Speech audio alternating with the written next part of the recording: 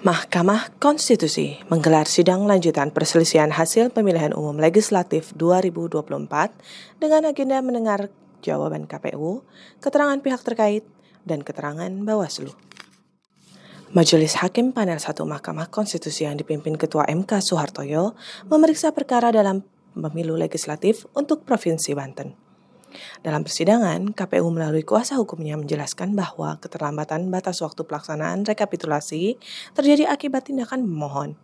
Menurut KPU, keterlambatan itu terjadi karena pemohon melakukan intimidasi, keonaran, tidak menjalankan etika pada rapat pleno, melakukan kerusuhan, serta mengambil paksa dan melakukan perusakan palu sidang ketika akan melaksanakan penghitungan surat suara ulang dan rekapitulasi. Adapun dalam sengketa hasil pemilu legislatif untuk pengisian anggota DPRD Jawa Barat Dapil Kota Bogor 3, termohon menyatakan menolak dalil pemohon yang menyatakan KPU telah mengubah perolehan suara pemohon. KPU menjelaskan koreksi atau perbaikan pada tingkat kecamatan telah diketahui oleh saksi pemohon dan Panwascam.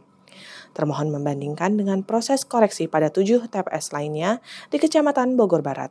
Namun karena hasilnya menguntungkan pemohon, maka pemohon menyatakan menerima hasil 7 TPS tersebut. Selanjutnya, dalam pemeriksaan pemilu legislatif DPRD Rokan Hulu Dapil Rokan Hulu 3, termohon mengungkapkan fakta yang tidak terbantahkan dari hasil proses pemungutan suara ulang di 31 TPS Desa Tambusai Utara, Kecamatan Tambusai Utara, Kabupaten Rokan Hulu. Pada pokoknya, KPU melalui kuasa hukumnya membantah dalil pemohon yang menuding termohon tidak melaksanakan putusan MK.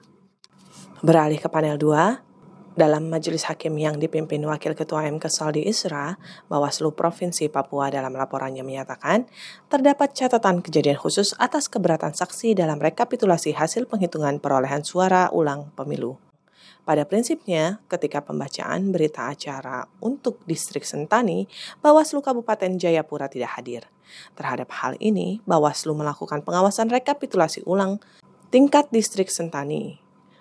Bawaslu Kabupaten Jayapura juga telah melakukan konsultasi dan koordinasi dengan Bawaslu Provinsi Papua terkait batas waktu pelaksanaan rekapitulasi suara ulang. Selanjutnya, masih dalam pemeriksaan Majelis Hakim Panel 2, termohon menegaskan telah menindaklanjuti putusan Mahkamah Agung, khususnya terkait dengan pemenuhan batas minimal keterwakilan perempuan dalam daftar calon tetap.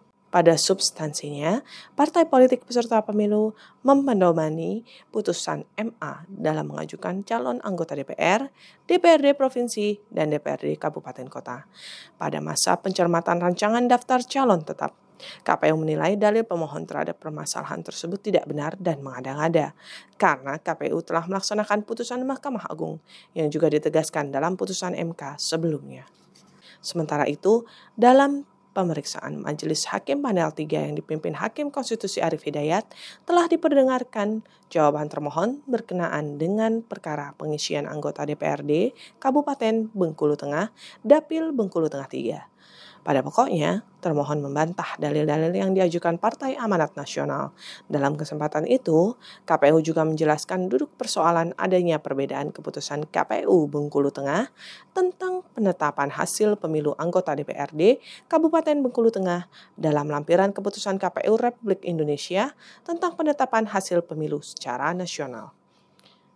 Masih dalam pemeriksaan Majelis Hakim Panel 3, KPU mengatakan rapat pleno rekapitulasi ulang dari 233 TPS di Kecamatan Cilincing telah diselesaikan tanpa ada permasalahan.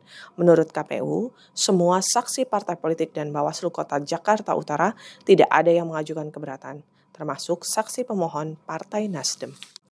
Adapun dalam perselisihan hasil pemilu legislatif untuk pengisian anggota DPRD Kabupaten Lahat, KPU menjelaskan pemindahan lokasi penghitungan ulang surat suara ke kantor KPU Provinsi Sumatera Selatan diakibatkan kericuhan yang dilakukan caleg Partai Golkar dan massa dari Partai Golkar. KPU mengungkapkan sebelumnya pelaksanaan penghitungan ulang surat suara dihentikan sementara atau ditunda karena keadaan sudah kacau dengan adanya kekerasan fisik. Ilham Muhammad, Tim Liputan MKTV News melaporkan.